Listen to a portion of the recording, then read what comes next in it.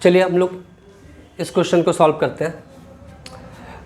Video के पहले part में हमने आपको ये क्वेश्चन दिया था, हमें इन दोनों स्ट्रिंग में टेंशन निकालना है। ठीक है, आइए निकालते हैं। देखो इसका वेट तो इधर 5G नीचे की तरफ लगेगा, टेंशन इस पॉइंट पे away from the point T1 मान लो, यहाँ पर T2 away from the point. अब इस 5G के लिए आप लोग फ्री बॉडी डायग्राम बना दो। 5 kg के लिए इस बॉडी मास को हमने पॉइंट मास मान लिया, इसके लिए फ्री बॉडी डायग्राम बनाते हैं। नीचे की तरफ 5G लगा, ये 60 डिग्री एंगल पे, ये लगेगा यहाँ पर T1, यहाँ 30 डिग्री एंगल पे ये लगेगा T2, 30 डिग्री एंगल पे T2 लगेगा। रिजॉल्व कर लेते हैं। तो रिजॉल्व जब करेंगे आप तो इधर आपका ये आ जाएगा T1 cos ऑफ 60 डिग्री, इधर आ जाएगा T1 sin ऑफ 60 डिग्री। इसको रिजॉल्व करेंगे तो इधर आ जाएगा आपका T2 cos ऑफ 30 डिग्री, इधर आ जाएगा T2 sin of 30 degree.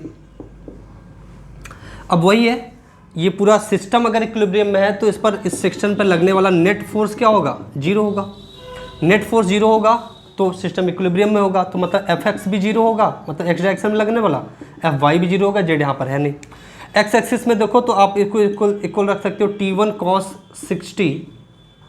60 will be equals to T2 cos 30, T2 cos 30, T1 cos 60 1/2 होता है, T2 cos 30 √3/2 होता है, 2/2 ये कटा तो T1 इक्वल्स टू आ जाएगा √3 T2। T1 T2 में एक रिलेशन ये आ गया, T1 T2 में एक रिलेशन ये आ गया।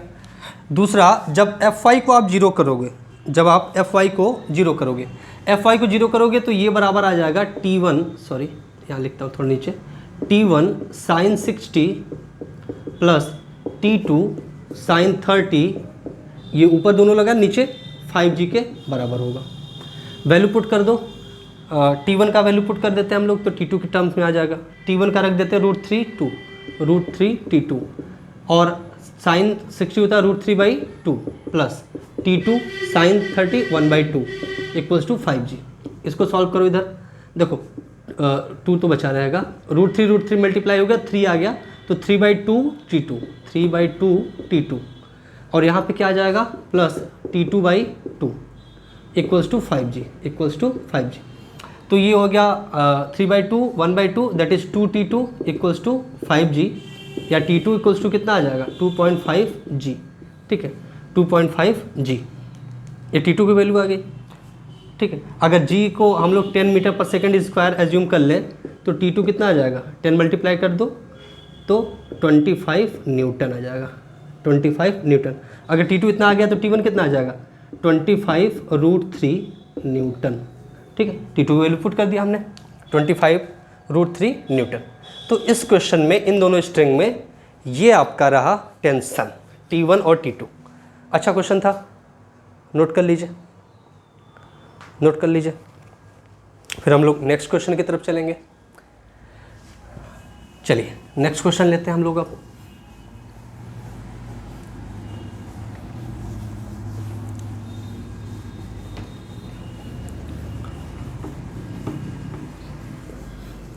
नेक्स्ट क्वेश्चन लेते हैं।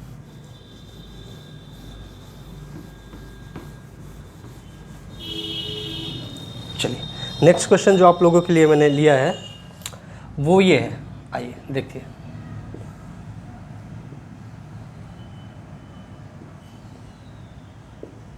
मान लीजिए यहाँ पर एक मास है m, ये मास है आपका m, और ये मास जो है वो एक यहाँ पर रिजिड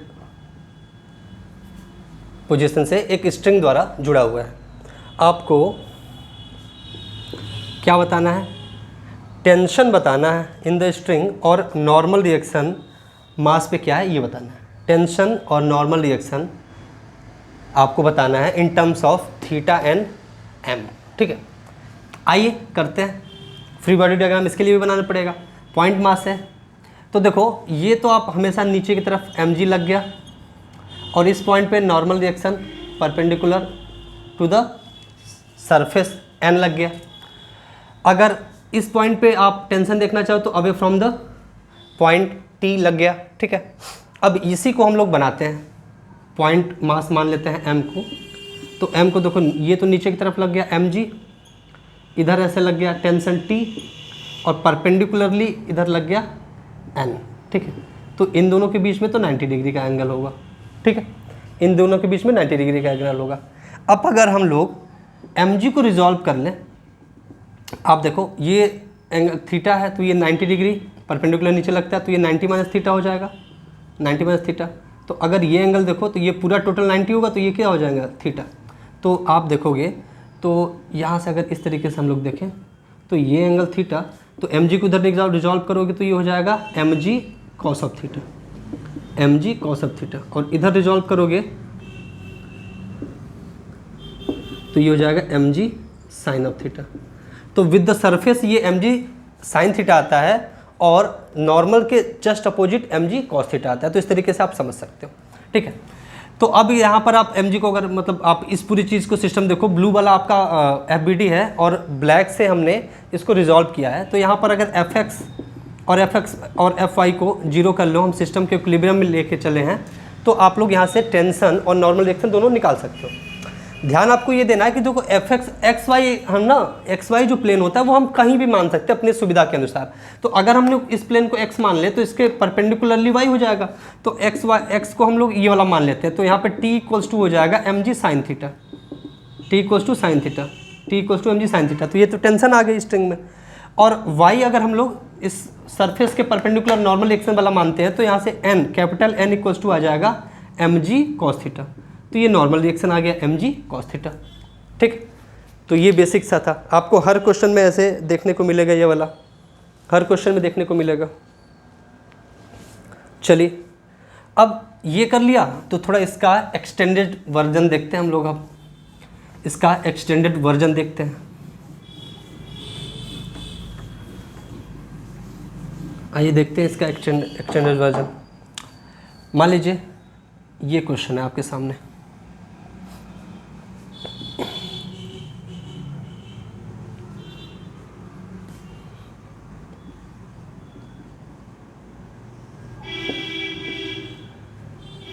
ये दिया है आपको 5 kg मान लीजिए, और इस तरीके से एक वेट लटक रहा है यहाँ पे, और वेट जो लटक रहा है वो है मान लीजिए 3 kg, ठीक है। और ये एंगल दिया है आपको थीटा, ये एंगल थीटा दिया है। अब इसमें आपको निकालना क्या है, अगर सिस्टम को हम लोग इक्विलिब्रियम में मान लें, सिस्टम को हम लोग इक्विलिब्रियम में मान लें, सिस्टम इक्विलिब्रियम में है, तो आपको निकालना है थीटा क्या है, टेंशन बताना आपको। देखो रोप तो एक ही है, इसको देखो ऐसे नहीं, ऐसे, ठीक है, ऐसे बनेगा डायग्राम।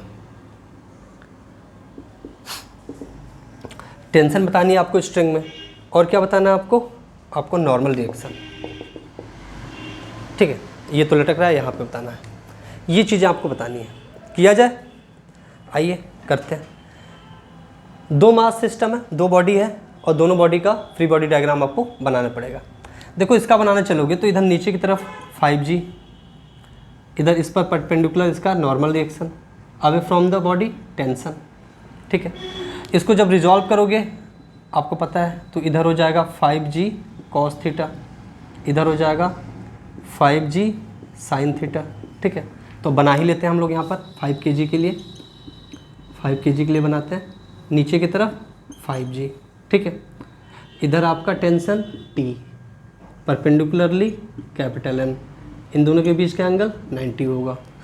इधर आपने रिजॉल्व किया, रिजॉल्व करना अब आपको याद ही हो गया होगा, mg cos थीटा मतलब 5G cos थीटा, इधर mg sin थीटा मतलब 5G sin थीटा, ठीक, 5G sin थीटा।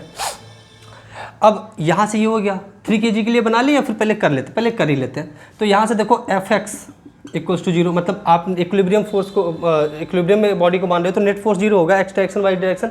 अगर हम लोग इसको x डायरेक्शन मान लेते हो तो ये इसको y डायरेक्शन, तो x डायरेक्शन में अगर 0 हम लोग लेते हैं तो इट इम्प्लॉइज दैट कि t जो होगा वो 5G साइन थीटा के बराबर होगा, t 5G साइन थीटा के बराबर होगा।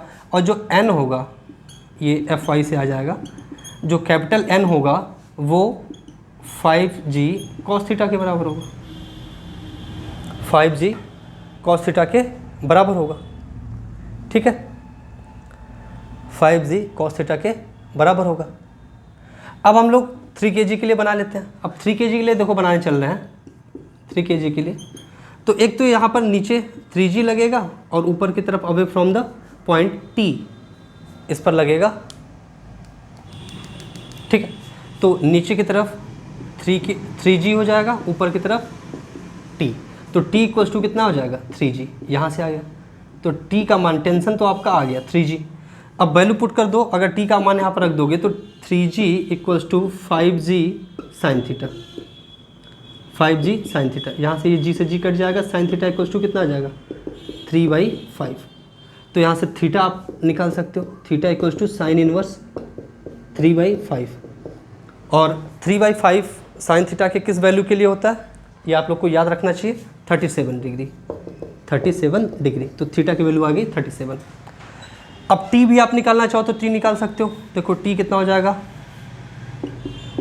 3g तो है ही, g की वैल्यू अगर हम लोग 10 रख लें तो हो जाएगा 30 न्यूटन, तो टी आ गया। n की वैल्यू रखना चाहो निकाल लो, 5g की वैल्यू 10 रख लें, और cos थीटा, साइन थीटा अगर 3/5 है, देखो इस तरीके से बना के आप देख लो, ये थीटा या मान लो थीटा है, अगर साइन थीटा 3/5 है, 3/5 है तो cos थीटा कितना हो जाएगा 4/5, तो cos थीटा की वैल्यू यहाँ पर रख लो n के लिए, 4/5, 5 से 5 कट गया, ये हो जाएगा 40 न्यूटन। ठीक, तो टेंशन इन द स्ट्रिंग आ गया 30 newton, normal reaction on the surface perpendicular to the surface ये आ गया 40 न्यूटन, थीटा की वैल्यू आ गई 37 डिग्री, तो थीटा हो गया 37 degree, tension in the string 30 newton, और नॉर्मल रिएक्शन जो आ गया वो 40 न्यूटन। ये आपका इस क्वेश्चन का आंसर रहा, नोट कर लीजिए आप लोग। फिर हम लोग आगे बढ़ते हैं, हम लोग।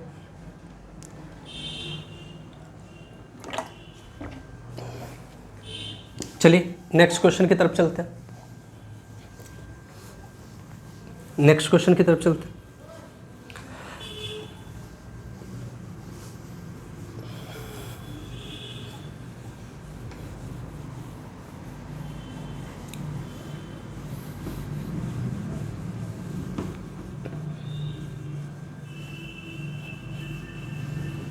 चलिए देखते हैं नेक्स्ट क्वेश्चन देखते हैं। अब ये बहुत मज़ेदार सा क्वेश्चन एक है हमारे पास।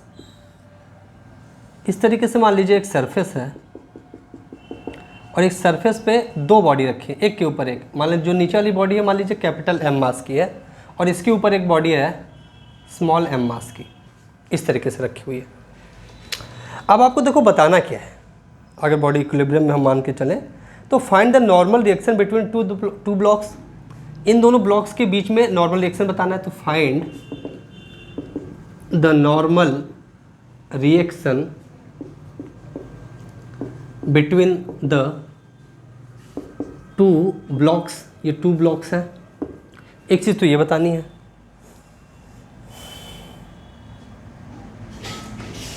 और दूसरी चीज़ हमें बतानी है नॉर्मल रिएक्शन बिटवीन सरफेस,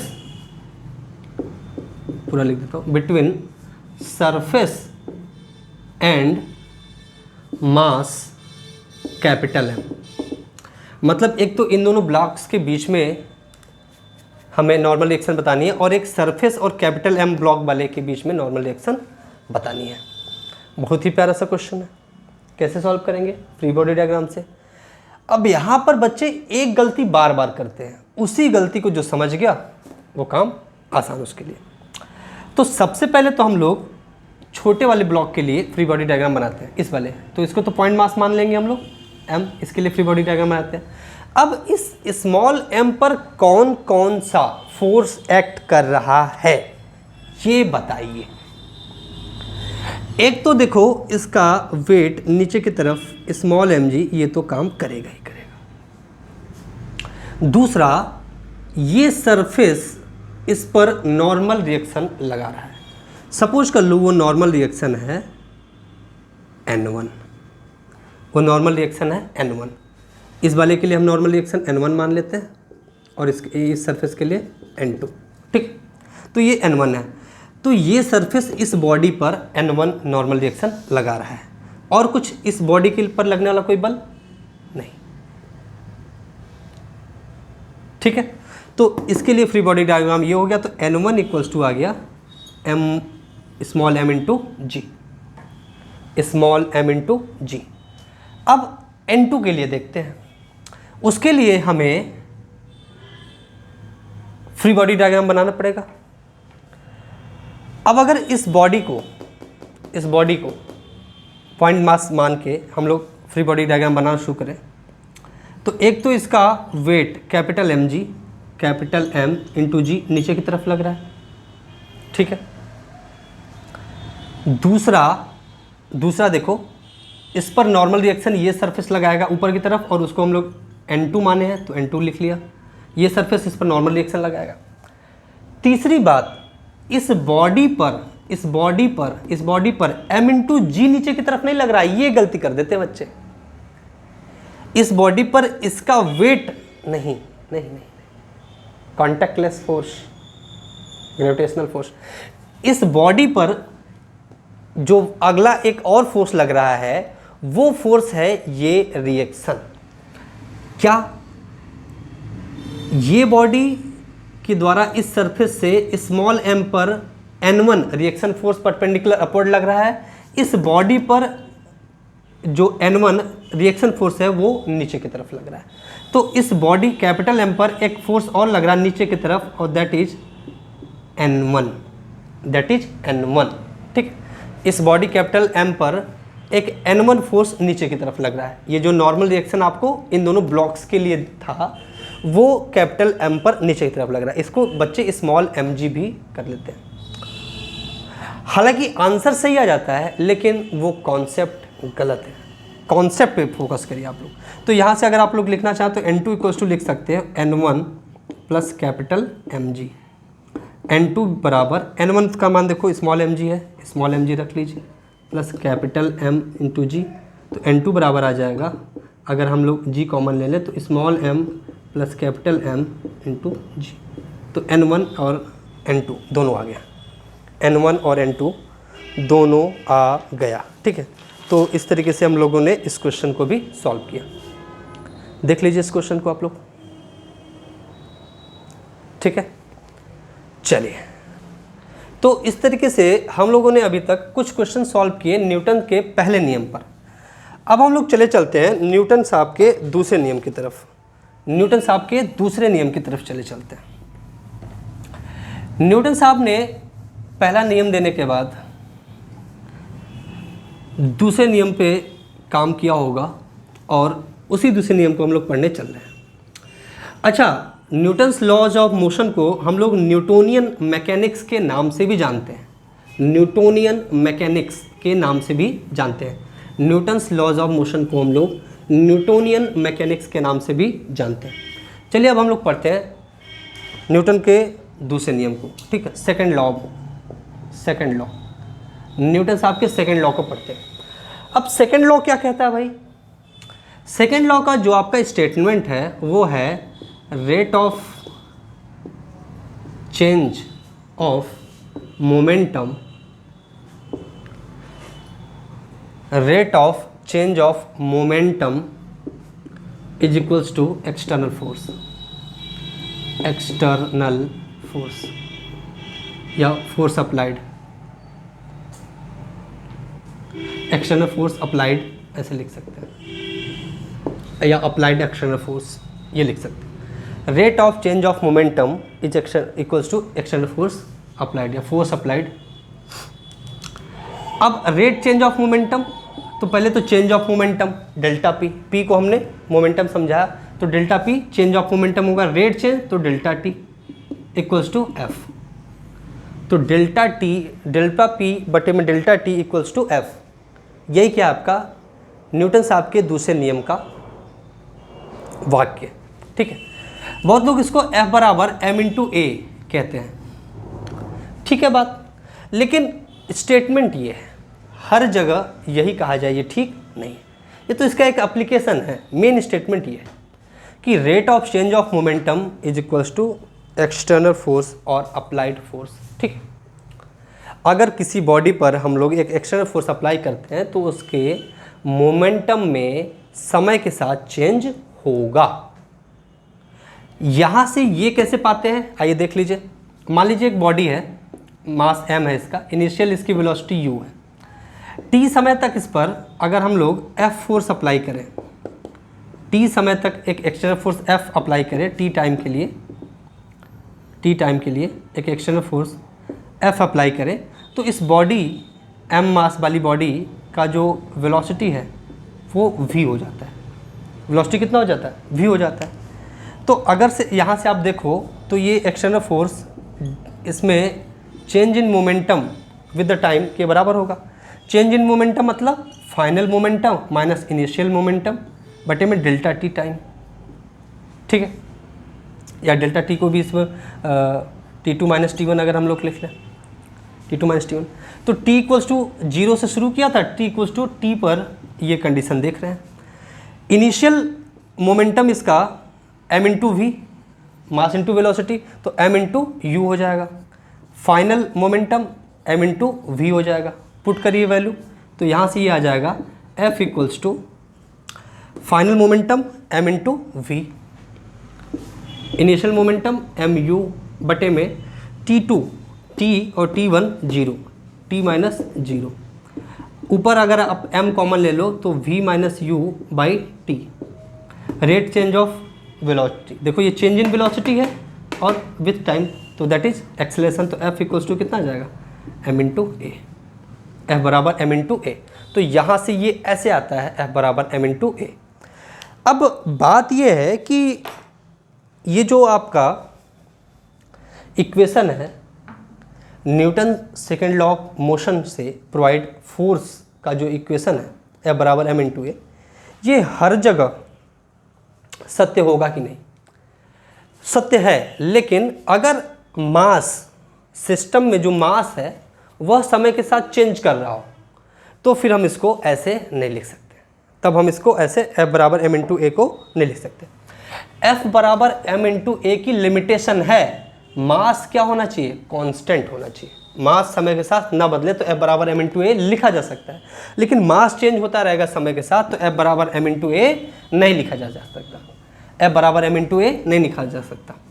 अब आप कहोगे सर तो कोई एग्जांपल बताओ जहाँ पर मास समय के साथ चेंज हो रहा हो और आप F बराबर m इंटू ए वहाँ पर मत लिखो, और F बराबर m इंटू ए नहीं लिखोगे तो फिर क्या लिखोगे ये बता दो आप। या फिर ऐसा हो जाए, आइए एक पहले उदाहरण देखिए। जैसे मान लीजिए रॉकेट, आप जानते हैं रॉकेट में फ्यूल हम लोग डालते हैं तो वो चलता है। ये मान लीजिए आपका ये रॉकेट है, इस तरीके से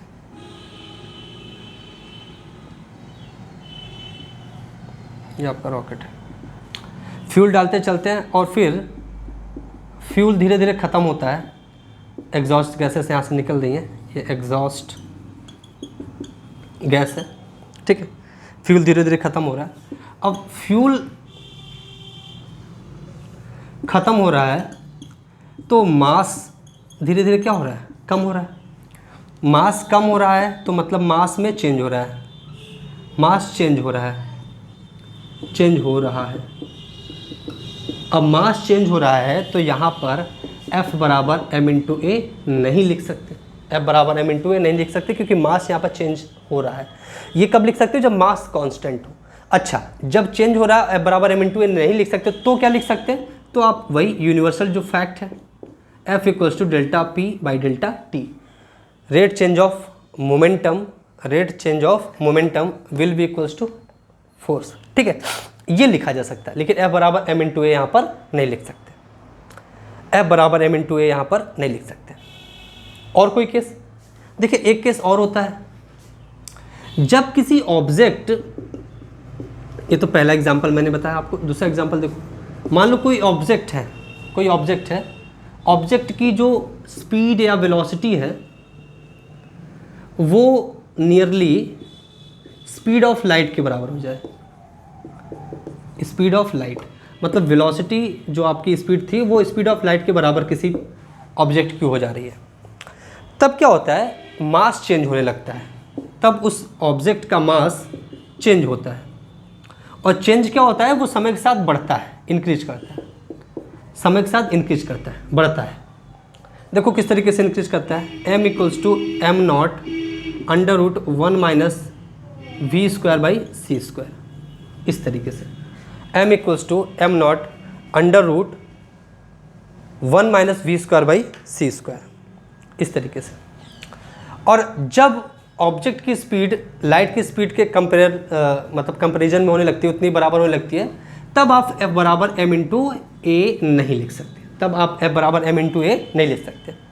अच्छा देखो, अगर किसी भी, जैसे हम लोग दौड़ रहे हैं या किसी व्हीकल की स्पीड है 100 किलोमीटर 200 किलोमीटर, ज़्यादा से ज़्यादा यही होगी ना, तो अगर v का वैल्यू अगर आप 100 भी रख रहे हैं, ठीक है, v बाई, और ये तो आपका कितना होगा 10⁸ के टर्म में होता है, ये 10⁻² है नियरली। अब इसका भी स्क्वायर करना है, तो आप इसको काटोगे तो नीचे आ जाएगा 10⁶। अब इसका स्क्वायर 10⁻12 माइनस में और 1 माइनस, तो ये वैल्यू नियरली आपका, ये नियरली इसको हम 0 ही मान लेंगे, तो ये टोटल 1, तो m equals to M not ही आ जाएगा। तो आपका जो m नॉट क्या है, mass in the rest, rest में जब आपका बॉडी है तब उसका मास है। तो जो रेस्ट में मास है वो आपका मोशन, दोनों में मास आपका इक्वल होगा, तब आपका चेंज ही नहीं आता, तब मतलब नॉर्मल स्पीड, थोड़ी स्पीड के लिए तो इस पर कोई फ़र्क नहीं पड़ेगा। लेकिन जब बहुत ज़्यादा स्पीड हो जाए, ये c के बराबर लगभग होने लगे, या c से थोड़ा कम भी रहेगा, लेकिन आपका मतलब इससे कंपेयर होने लगे, तो इसमें थोड़ा सा वैल्यू में चेंज आता है और मास क्या हो जाता है, बढ़ जाता है। वैसे भी अगर कोई पार्टिकल या कोई ऑब्जेक्ट मोशन में होता है तो उसका मास थोड़ा सा बढ़ ही जाता है। जब भी कोई पार्टिकल या ऑब्जेक्ट मोशन में होता है तो उसका मास थोड़ा बढ़ ही जाता है। तो इस कंडीशन में, जैसे आप इलेक्ट्रॉन वगैरह जो आप न्यूक्लियर फिजिक्स में थोड़ा देखोगे, तो उसको हम बताएंगे, वहाँ पर समझाएंगे आपको। तो वहाँ पर क्या होता है कि जो उनकी इलेक्ट्रॉन वगैरह की स्पीड होती है वो ठीक ठाक होती है, कंपेरेबल होती है थोड़ी, तो वहाँ पर आप देखोगे उनके मास थोड़े से बढ़ जाते हैं, ठीक, उनके मास थोड़े से बढ़ जाते हैं। तो इस कंडीशन में भी आप f बराबर m इंटू ए नहीं लिख सकते। देखो अब हम लोग पढ़ने चल रहे हैं differential form of second law of motion, Newton के दूसरे नियम के डिफरेंशियल फॉर्म को, मतलब वो सत्य है, परम सत्य है, वह हर जगह अप्लाई होगा। ऐसा इक्वेशन हम लोग देखने चल रहे हैं जो हर जगह अप्लाई होगा, और उसी को मॉडिफाई करके आप f बराबर m इंटू ए भी प्राप्त कर सकते हो। और इन दोनों कंडीशन, जो रॉकेट और ये किसी ऑब्जेक्ट की स्पीड अगर लाइट की स्पीड के बराबर हो, तो इन दोनों जगह भी उसको अप्लाई कर सकते हो। तो हम लोग पढ़ने चल रहे differential form of Newton's second law of motion. Newton के दूसरे नियम के हम लोग डिफरेंशियल फॉर्म में चल रहे हैं।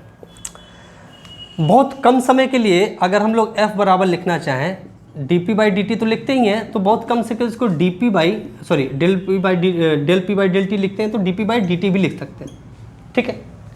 अब जैसा कि आपको पता है कि p क्या है, ये है मास इंटू वेलोसिटी, तो इसको m इंटू वी मान लो, लिख लेते हैं। अब यहाँ पर अगर हम लोग ले लें कि मास कांस्टेंट नहीं है, मास इज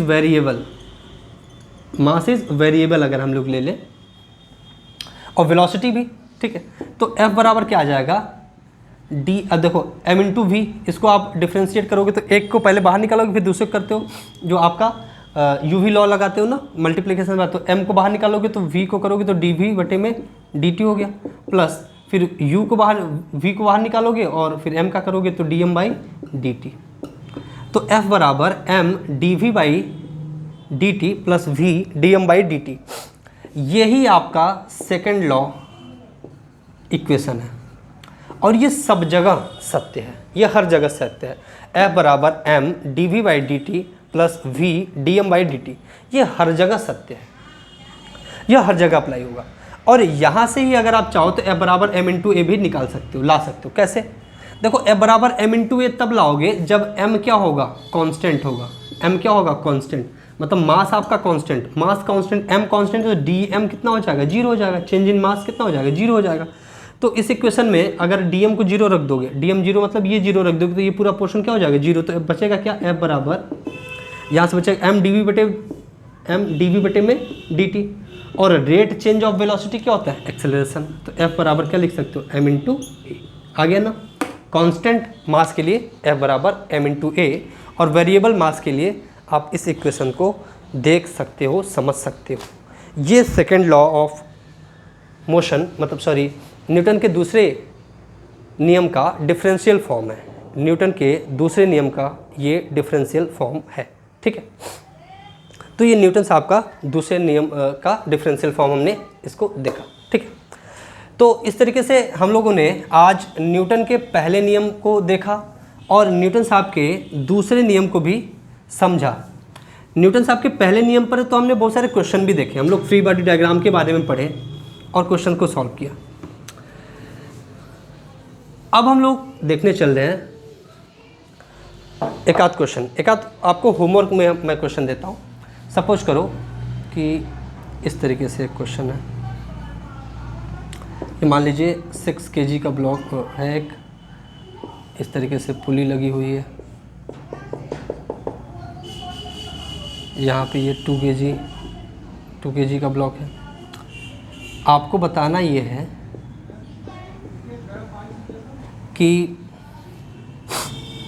अगर मान लो टेंशन मैं पहले से लिख देता हूँ, ये टी चेंज आपका नहीं हो रहा है स्ट्रिंग, तो दोनों टी होगा, और यहाँ पर ये टेंशन टी डैश। तो आपको वैल्यू बताना है टी एंड टी डैश की वैल्यू क्या होगी, ये बताइए इसमें आप। नेक्स्ट एक फ्री बॉडी डायग्राम आप बनाइए और वैल्यू बताइए।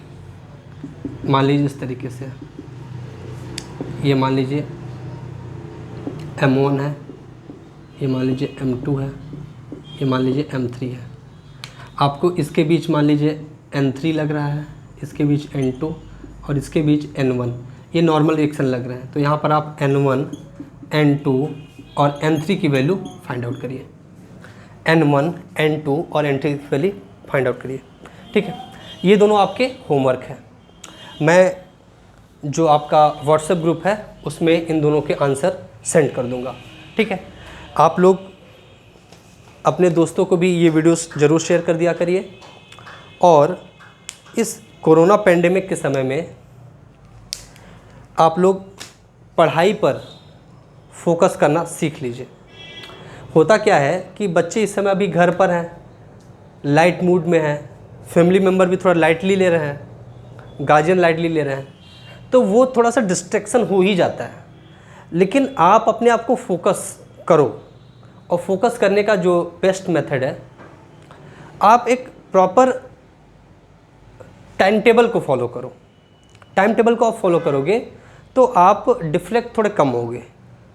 ठीक है, तो क्लासेस जो चल रही हैं, ये होमवर्क देने का मेरा सिर्फ एक मोटिव ये है कि आपको कनेक्ट रखा जाए, आपको स्टडी से कनेक्ट रखा जाए। ये नहीं कि क्लास आपने देख ली, लिख लिया, पढ़ लिया, खत्म, ओवर, दैट इज़ ऑल। नहीं, आप इसको करो, फिर लास्ट प्रीवियस ईयर के जो क्वेश्चन पेपर्स हैं उसको सॉल्व करो।